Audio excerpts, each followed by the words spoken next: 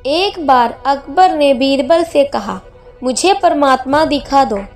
राजा का हुक्म था। बीरबल बहुत परेशान था कि परमात्मा को राजा को कैसे दिखाऊं। इसी विचार को लेकर बीरबल छुट्टी पर चला गया और उदास रहने लगा। एक दिन परिवार में चर्चा हुई और उदासी का कारण पूछा गया तो बीरबल ने बता दिया कि राजा ईश्वर के दर्शन करना चाहते हैं। बीरबल का लड़का बोला, कल सुबह आप अपने साथ मुझे ले जाना, मैं अपने आप राजा को दर्शन करवा दूंगा।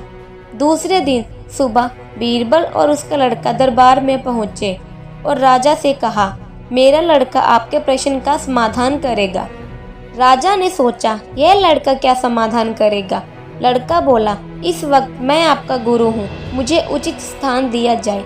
राजा ने सोचा, बात तो ठीक कर रहा है, मैंने तो प्रश्न किया है, समाधान करने वाला गुरु होता है। राजा ने लड़के के लिए अपने से थोड़ा ऊंचा स्थान दिया। लड़का बोला, महाराज इस दूध में घी है। राजा बोला, हाँ है। लड़का बोला, पहले आप मुझे उसके दर्शन करवाओ। राजा बोला, अरे तू मूर्ख है, घी के दर्शन ऐसे ही थोड़ी ना होते हैं।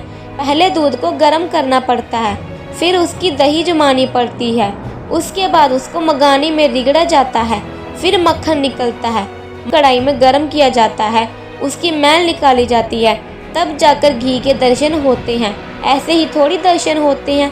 लड़का बोला, यही उत्तर है आपके प्रश्न का। पहले इंसान को तपना पड़ता है, फिर उसको जमना पड़ता है, फिर उसको साधना करनी पड़ती है, फिर उसको ज्ञान की अग्नि में तपना होता है, फिर जाकर उसको ईश्वर के दर्शन होते हैं। अकबर समझ गया और बोला, वाकई ही तू मेरा गुरु है। ईश्वर को समझने के लिए बहुत कुछ करना पड़ता है। वैसे तो हर आत्मा में ही ईश्वर का अंश है और उसी को ईश्वर का स्वरूप माना जाता है।